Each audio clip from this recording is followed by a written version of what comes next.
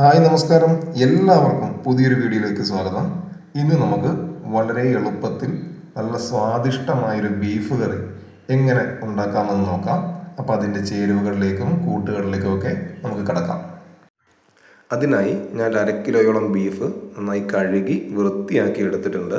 പിന്നെ ബീഫെല്ലാം മേടിക്കുമ്പോൾ പ്രത്യേകം ശ്രദ്ധിക്കേണ്ട കാര്യം, അത് അവരവരുടേതായ ഇഷ്ടത്തിന് മുറിച്ച് പീസുകളാക്കി മേടിക്കാൻ ശ്രദ്ധിക്കണം. ഞാനൊരു മീഡിയം ലെവലുള്ള പീസുകളായിട്ടാണ് കട്ട് ചെയ്തിരിക്കുന്നത്.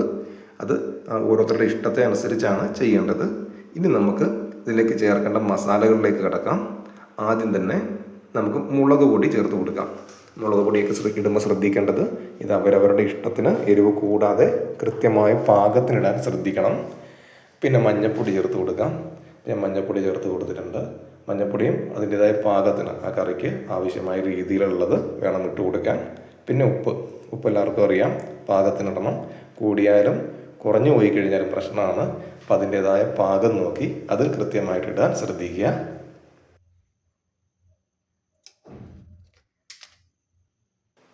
ഇനി നമുക്ക് നമ്മുടെ കൊറിയാണ്ടർ പൗഡർ ചേർത്ത് കൊടുക്കാം. മല്ലിപ്പൊടി അത് നല്ല കൃത്യമായ രീതിയിലുള്ള നല്ല പാകമായിട്ടുള്ള രീതിയിൽ അധികം കൂടാതെ നമ്മുടേതായ ഇഷ്ടത്തിന് ചേർത്ത് കൊടുക്കുക. ഇനി നമുക്ക് മീറ്റ് മസാല, ബീഫിൻ്റെ സ്പെഷ്യലായിട്ടുള്ള മീറ്റ് മസാല ചേർത്ത് കൊടുക്കാം.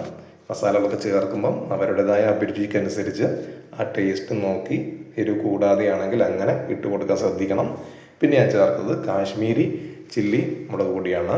അതും അതേ രീതിയിൽ തന്നെയാണ് ഇട്ടിരിക്കുന്നത്. കൃത്യമായ അളവിലാണ് ഇട്ടിരിക്കുന്നത്. അതും ഓരോരുത്തരും അവരവരുടേതായ ഇഷ്ടത്തിന് നോക്കി ചെയ്യാൻ ശ്രദ്ധിക്കുക. ഇനി നമുക്ക് ഇതെല്ലാം കൂടി നന്നായിട്ട് മിക്സ് ചെയ്ത് കൊടുക്കാം. അതിനകത്ത് ചെറിയൊരല്പം വെള്ളം അത് ആ ബീഫിൽ നിന്ന് വന്നതാണ്. ഇനി നമുക്കത് വേവിക്കാൻ വെക്കുമ്പോൾ വേണമെങ്കിൽ കുറച്ച് വെള്ളം ഒഴിച്ചു കൊടുക്കാം. കാരണം അടിയിൽ പിടിക്കരുത്. വെള്ളം കുറച്ചുണ്ടാകുന്നത് വളരെ നല്ലതാണ് അത് വേകാനുള്ളത്. ഇനി നമുക്കിത് നന്നായിട്ട് മിക്സ് ചെയ്ത് കൊടുക്കാം.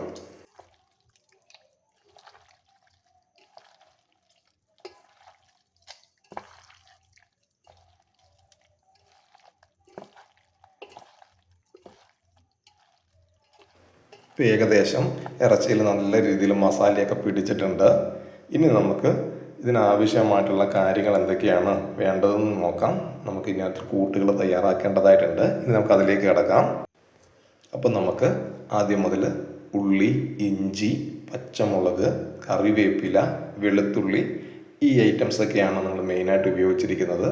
പിന്നെ ഇതൊക്കെ ഉപയോഗിക്കുമ്പോൾ പ്രധാനമായിട്ടും ശ്രദ്ധിക്കേണ്ടത്, നമ്മൾ മേടിച്ച ബീഫിൻ്റെ അളവിലും പിന്നെ നമ്മുടെ രുചിക്ക് എത്രത്തോളം വേണം എന്ന് നോക്കിയിട്ട് വേണം ഇതൊക്കെ നമ്മൾ കൃത്യമായിട്ടുള്ള രീതിയിൽ കൈകാര്യം ചെയ്തെടുക്കാൻ വേണ്ടിയിട്ട്. അപ്പോൾ ആദ്യമേ തന്നെ ഞാൻ നമ്മുടെ ഇഞ്ചി ചെറുതായിട്ട് അരിഞ്ഞ് വെച്ച ഇഞ്ചിയാണ്, ഒരു ചെറിയ കഷ്ണം ഇഞ്ചി ചെറുതായിട്ട് അരിഞ്ഞ് വെച്ചതാണ്. അത് ആദ്യമേ തന്നെ നമ്മുടെ ഇതിലേക്ക് ഇട്ട് കൊടുക്കുകയാണ്, നമ്മുടെ കുക്കറിലേക്ക് ഇട്ട് കൊടുക്കുകയാണ്. അത് കഴിഞ്ഞിട്ട് പച്ചമുളക്, ചെറുതായിട്ട് അരിഞ്ഞ് വെച്ച പച്ചമുളകും ഞാൻ ഇട്ട് കൊടുക്കുകയാണ്. പിന്നെ കറിവേപ്പില, ഒരു 2 തണ്ട് കറിവേപ്പില ഉണ്ടെങ്കിൽ വളരെ നല്ലത്, അതും കൂടെ ചേർത്ത് കൊടുത്തു. പിന്നെ വെളുത്തുള്ളി നടുവിന്ന് മുറിച്ചതാണ്, നടുക്കുന്ന് കീറിയതാണ്, 2ആയി കീറിയതാണ്, അതിട്ട് കൊടുത്തു. പിന്നെ ചെറിയുള്ളിയാണ് കുറച്ചും കൂടെ നല്ലത്. നമുക്ക് ബീഫ് കറിയും ചിക്കൻ കറിയൊക്കെ വെക്കുമ്പോൾ കുറച്ചും കൂടെ ടേസ്റ്റി ആയിരിക്കും. അപ്പം ഞാൻ ആ ഉള്ളിയും കൂടെ ചേർത്ത് കൊടുത്തിട്ടുണ്ട്. ഇനി നമുക്ക് ചെയ്യേണ്ടത് ഇപ്പോൾ ഇട്ടിരിക്കുന്ന ഇത്രയും ഐറ്റംസ് എല്ലാം കൂടെ കൂട്ടി നന്നായിട്ട് മിക്സ് ചെയ്യുക എന്നുള്ളതാണ്. ആ ആദ്യം ഇട്ട മസാലപ്പൊടികളും ഇപ്പോൾ ഇട്ടിരിക്കുന്ന നമ്മുടെ ഈ ഉള്ളി, വെളുത്തുള്ളി, ഇങ്ങനെയുള്ള ഐറ്റംസ് എല്ലാം കൂടെ കൂടി നന്നായിട്ട് മിക്സായി കഴിഞ്ഞാൽ നമ്മൾ ഇറച്ചി വേറൊരു രീതിയിലേക്ക് തന്നെ മാറും. അതിനുള്ളിൽ തന്നെ കുറച്ച് വെള്ളമുണ്ട്. ആ വെള്ളമെല്ലാം അടക്കമാണ് ഇപ്പോൾ മിക്സ് ചെയ്തിരിക്കുന്നത്.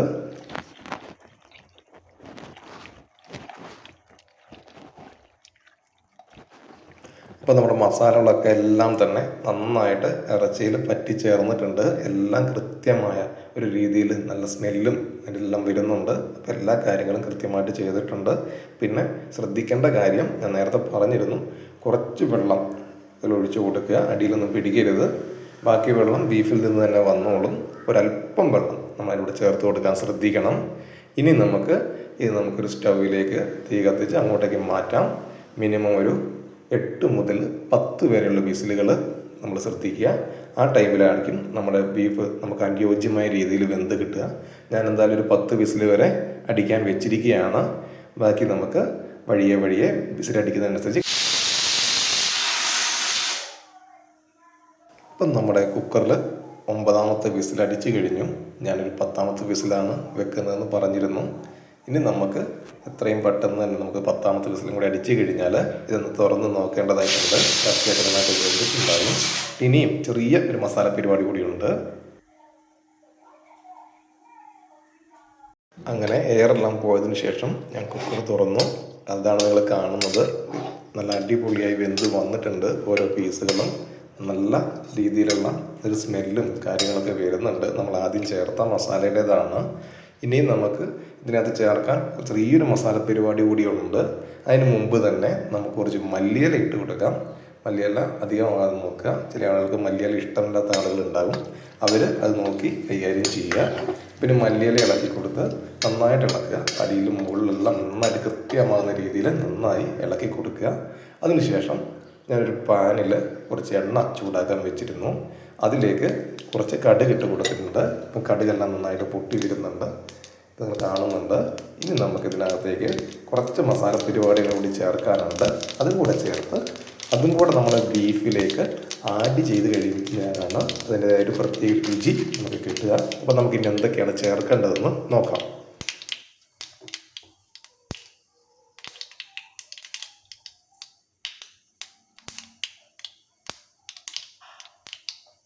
ഇപ്പം നമ്മൾ ഈ കടുക് പൊട്ടിയതിലേക്ക് നമ്മൾ നേരത്തെ പറഞ്ഞ മസാലകളാണ് ഇടുന്നത്. മഞ്ഞൾപ്പൊടി, മല്ലിപ്പൊടി, അതുപോലെ തന്നെ മല്ലിപ്പൊടി, പിന്നെ നമ്മുടെ മീറ്റ് മസാല, ഇറച്ചി മസാല, ബീഫ് മസാല, ഇത്രയും ഐറ്റംസാണ് നമ്മൾ ചേർത്തിരിക്കുന്നത്. ഇനി ഇത് നന്നായിട്ടൊന്ന് ചൂടാക്കുക. അതിൻ്റെ ആ കുത്തിനുള്ള പച്ചമണമെല്ലാം മാറി നല്ല രീതിയിൽ വരുന്നവരൊന്ന് നന്നായിട്ടൊന്ന് ചൂടാക്കി കൊടുക്കുക. നന്നായിട്ട് ഇളക്കിക്കൊണ്ടിരിക്കുക. അടി പിടിക്കാതെ പ്രത്യേകം ശ്രദ്ധിക്കണം. തീയെല്ലാം കറക്റ്റായിട്ടുള്ള അനുപാതത്തിൽ വെച്ച് കൊടുക്കുക. നന്നായിട്ട് ഇളക്കിക്കൊണ്ടിരിക്കുക. നമ്മുടെ മസാലയൊക്കെ ക്ലിയറായി. ഞാനത് നേരെ നമ്മുടെ ഇറച്ചിയിലേക്ക്, നമ്മുടെ ബീഫ് കറിയിലേക്ക് ചേർത്ത് കൊടുക്കുകയാണ്. അത് നന്നായിട്ട് ചേർത്ത് കൊടുത്തിട്ടുണ്ട്. ഇനി നമ്മളതെല്ലാം നന്നായിട്ട് ഇളക്കി ഒന്നും കൂടെ തീ കുറച്ച് കൂട്ടി ഒന്ന് തിളപ്പിക്കാൻ വെക്കുക. കുറച്ച് സമയം തിളച്ചോട്ടെ. നമ്മുടെ മസാലയും ഇട്ടിരിക്കുന്ന കാര്യങ്ങളൊക്കെ കൂടി ഒന്ന് അടച്ചു വെക്കാതെ തന്നെ ഒന്ന് തിളപ്പിച്ചെടുക്കുക. ഇടയ്ക്കിടയ്ക്കൊന്ന് ഇളക്കി കൊടുത്തുകൊണ്ടിരിക്കുക. നമ്മുടെ സ്വാദിഷ്ടമായിട്ടുള്ള നമ്മുടെ ബീഫ് കറി, വളരെ എളുപ്പത്തിൽ ഉണ്ടാക്കാൻ പറ്റുന്ന ബീഫ് കറി തയ്യാറായിട്ടുണ്ട്. എല്ലാവർക്കും വീഡിയോ ഇഷ്ടമായി എന്ന് കരുതുന്നു. വീഡിയോ ഇഷ്ടമായിട്ടുണ്ടെങ്കിൽ ഒരു ലൈക്കും ഒരു കമൻറ്റൊക്കെ തന്ന് ഒരു പ്രോത്സാഹനം നൽകുക. അതുപോലെ തന്നെ നമ്മുടെ ചാനൽ സബ്സ്ക്രൈബ് ചെയ്യാത്തവരുണ്ടെങ്കിൽ സബ്സ്ക്രൈബ് ചെയ്യുക. ഇതുപോലുള്ള നല്ല നല്ല വീഡിയോകളുമായി നമ്മൾ ഇനിയും വരും. അപ്പം നമ്മുടെ വീഡിയോകളൊക്കെ നിങ്ങൾക്ക് അതേപോലെ തന്നെ കിട്ടുന്നതായിരിക്കും.